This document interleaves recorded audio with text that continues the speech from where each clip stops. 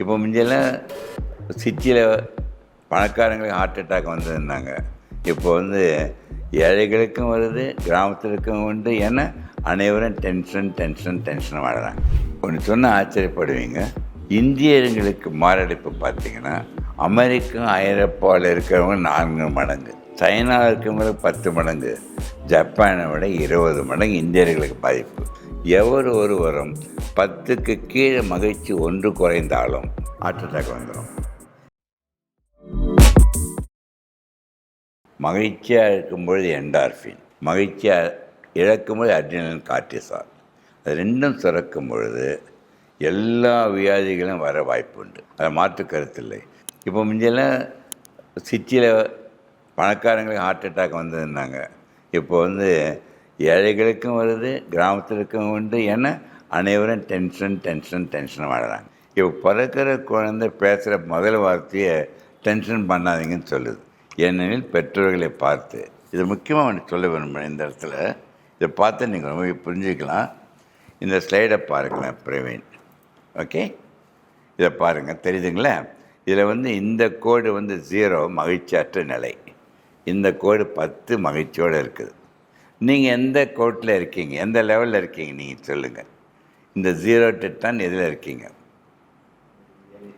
7, 8. இப்போ ஒன்று சொல்கிறேன், யாரும் நான் சொல்கிற கருத்துக்கள் புரிந்து கடைப்பிடிக்கணும், பயமுறுத்துறதுக்குள்ள. ஒருவரும் 10க்கு கீழே மகிழ்ச்சி ஒன்று குறைந்தாலும், அப்படின்னா குறையதில்லை, அட்ரினல் கூடுதில்லை, ஹார்ட் அட்டாக் வந்துடும். எப்படி சொக்கலிங்க முடியும் என்றால், நீ சொல்லுகின்ற 3, 4, நீ சொல்கிற 7, 8 அந்த மகிழ்ச்சியை வெளியில் இருக்கின்ற மகிழ்ச்சியாக வைத்துக்கொள். அந்த மகிழ்ச்சியற்ற நிலையை நீங்கள் உள்ளே செல்ல விடக்கூடாது. இன்று என்னை கேட்கிற நேயர்கள் அனைவரும் எந்த நிலையில் வாழ்ந்தாலும் உள்ளே இருக்கின்ற மகிழ்ச்சி 2ஆக பிரிக்கிறேன். வெளியில் இருக்கின்ற மகிழ்ச்சியற்ற நிலை உங்கள் வாழ்க்கை முறையினால், உள்ளே இருக்கின்ற மகிழ்ச்சி நீ 10ன்னு முடிவு பண்ணுறது உன் கையில் தானே இருக்குது. அந்த 10ன்னு உள்ளே இருக்க மகிழ்ச்சியை முடிவு பண்ணி விட்டால் நீ 100 வருடம் வாழ முடியும். ஸோ 10 அந்த மகிழ்ச்சியில்தான் வெளியில் இருக்கின்ற மகிழ்ச்சியற்ற நிலையை போக்கணுமே தவிர, மகிழ்ச்சியற்ற நிலையில் நீ காலை வைத்தால் உங்களை கொண்டு போயிட்டுள்ள 2 நிமிடத்தில். ஸோ மகிழ்ச்சியை மட்டும் இழக்கக்கூடாது. அதுதான் அடிக்கடி சொல்கிறேன். அந்த மகிழ்ச்சியை விட சிறந்த மருந்து மனிதன் இதுவரை கண்டுபிடிக்கவில்லை, கண்டுபிடிக்கவும் முடியாது. அந்த மகிழ்ச்சி என்பது உள்ளே தோன்றுகின்ற உணர்வு என்று சொல்லி, உயிருடன் இருக்க வேண்டுமென்றால் உனக்கு இடப்பட்ட கட்டளை மகிழ்ச்சி இழக்கக்கூடாது. எந்த மனிதனுக்கும் எதுவும் இழப்பில்லை. தன் உயிர் தன்னை விட்டு பிரிவது மட்டும்தான். அது 100 வருடம் கழித்து விலைமதிக்க முடியாத உயிரை போக்கிக் கொள்ளலாம். அது வரைக்கும் போகக்கூடாது. இப்போ நான் உனக்கு கேட்குறேன் மறுபடியும், பிரவீன், நீ இப்போ எந்த கோர்ட்டில் இருக்க? இப்போ என் பேச்சை கேட்ட உடனே முயற்சி பண்ணக்கூடாது. இந்த நொடியில் நீங்கள் 10 நேயர்கள் கேட்குறவங்கள 10 ஆயிடணும். அது யார் தடுக்குது? உங்கள் மனதை உங்கள் வேலைக்காரனை வச்சு கொண்டால் நீங்கள் சொல்லுவதை கேட்கும். மனதை நீங்கள் எஜமான வைத்தால் உங்களை அழித்து விடும். அதான் மாஸ்டர் மைண்டுன்னு பேர். ஸோ இப்போ எதில் கேட்குறீங்க பிரவீன்? அப்படின்னா நீ 100 வருடம் வாழ்வது கட்டாயம். சரி, சொக்கலிங்க எதில் இருப்பேன்னு நினைக்கிறீங்க நீங்கள்? 10ன்றதில்ல, உண்மையை நான் சொல்லுகின்ற நேயர்களுக்கு சொக்கலிங்கம் 10ல் இல்லை, நான் 11ல் இருக்கேன். எதுக்கு சொல்லுன்னா, மகிழ்ச்சி என்பது எல்லையற்றது. எல்லையற்ற மகிழ்ச்சியில் தான் விலைமதிக்க முடியாத உயிரை காப்பாற்ற முடியும். உயிரை இழந்து உலகத்தில் அடைவதற்கு ஒன்றுமே இல்லை. அதை இழக்காமல் இருப்பதற்கு மறுபடியும் ஒன்றுன்னு சொல்கிறேன், மகிழ்ச்சி மட்டும். உண்மையை சொன்ன 10 சொன்ன 3 ஊக்கள். அந்த உணர்வு என்பது மகிழ்ச்சி. மகிழ்ச்சி என்பது கொடுப்பதில் தான் மகிழ்ச்சி. அது தம்மிடம் இருக்கின்ற நேரம், உழைப்பு, வேலை, முடிந்தால் பணமாக கூட கொடுத்துக்கிட்டே இருக்குங்க. வாங்குகிற இடத்துல மகிழ்ச்சி போயிடும். அதுக்காக தான் நான் சொல்கிறேன், கொடுப்பதில் மகிழ்ச்சி என்றால் விட்டு கொடுப்பதில் பல மடங்கு மகிழ்ச்சி. நேயர்களுக்கு ஒன்று சொல்கிறேன், வெற்றி அடைவது மகிழ்ச்சி அல்ல, மகிழ்ச்சியுடன் இருப்பது தான் வெற்றியை உணர்ந்து வாழ வேண்டும். இது பார்த்திங்கன்னா, இப்போ அடைப்புறதுன்னு கண்டுபிடிக்கிறோம். நான் 5% நோயாளிகளுக்கு இப்போ சர்ஜரி பண்ண வேண்டிய அவசியமே இல்லை. இப்போ மைக்ரோ ஸ்டென்ட்லாம் வந்துடுச்சு. அது இன்வேசிவ் ஸ்மால், இந்த பால் பாயிண்டில் ஸ்ப்ரிங் இருக்குதுல்ல, அது போய் டைட்டானிக் கோட்டிங், அது ஸ்ப்ரிங்கோடு இருக்க ட்ரக் எலிவேட்டிங் ஸ்டென்ட்டை இப்படி போட்டுட்டும் வச்சுங்க. அது விரிவடைய வச்சு ரத்த ஓட்டத்தை சீராக வச்சிடும். இப்போ போடுகின்ற ஸ்டென்ட்டில் 30-40 வருஷம் கூட வேலை செய்யும். நான் ஸ்டென்ட்டு போட்டுக்கிட்டேன். 3 இடத்துல, 4 இடத்துல, 5 இடத்துலையும்.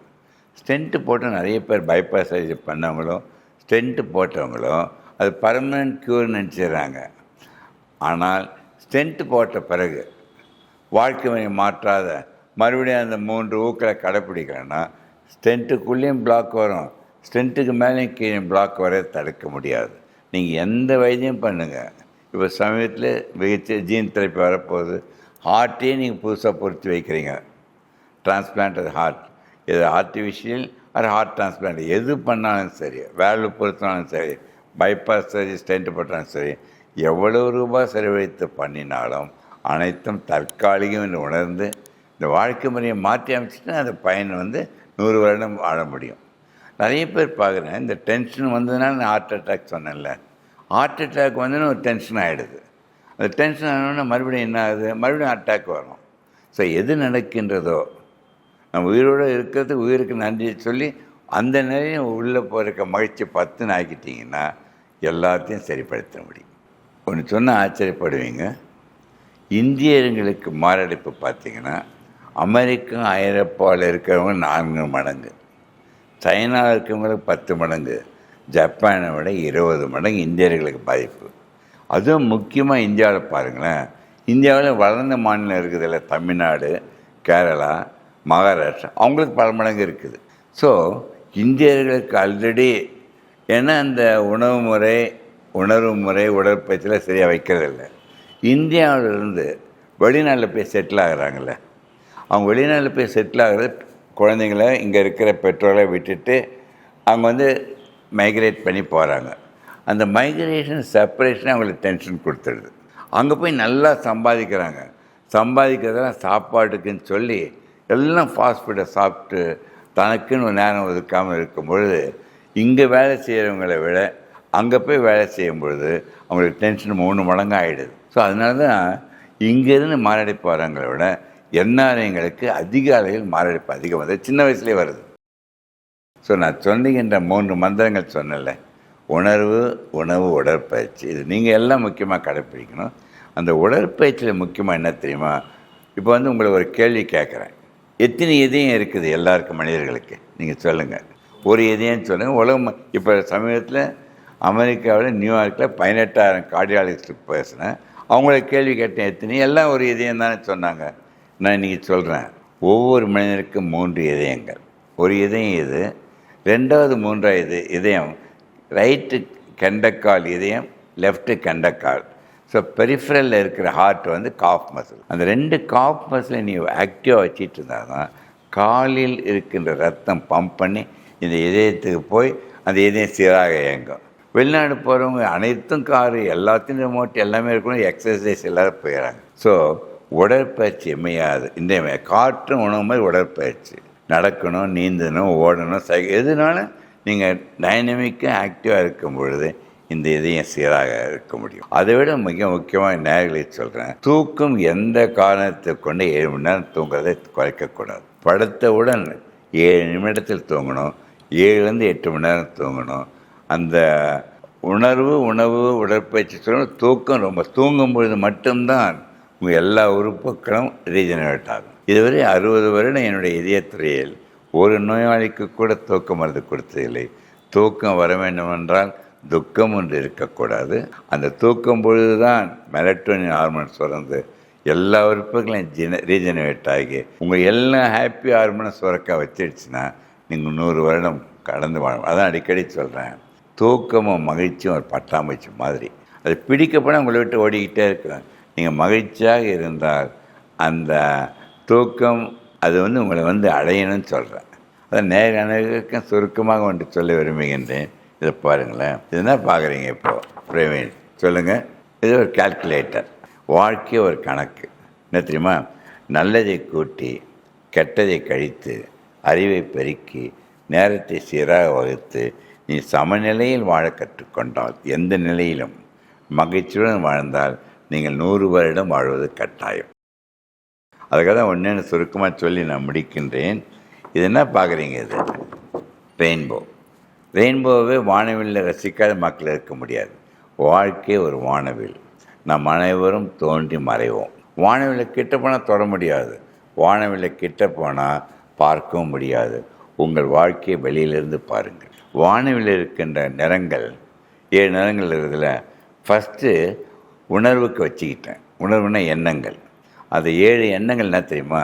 அமைதி, அன்பு, அறிவு, ஆற்றல், அடக்கம், அரவணைப்பு, ஆதரவு என்ற எண்ணங்களுடன் வளைந்து கொடுக்கின்ற பக்குவம் வந்துவிட்டால் உங்கள் வாழ்க்கை வானவில்லாக மாறிவிடும். வானவில் இருக்கின்ற 7 நிறங்களை காய்கறி பழங்களின் தோலில் மட்டும்தான் இருக்கின்றது.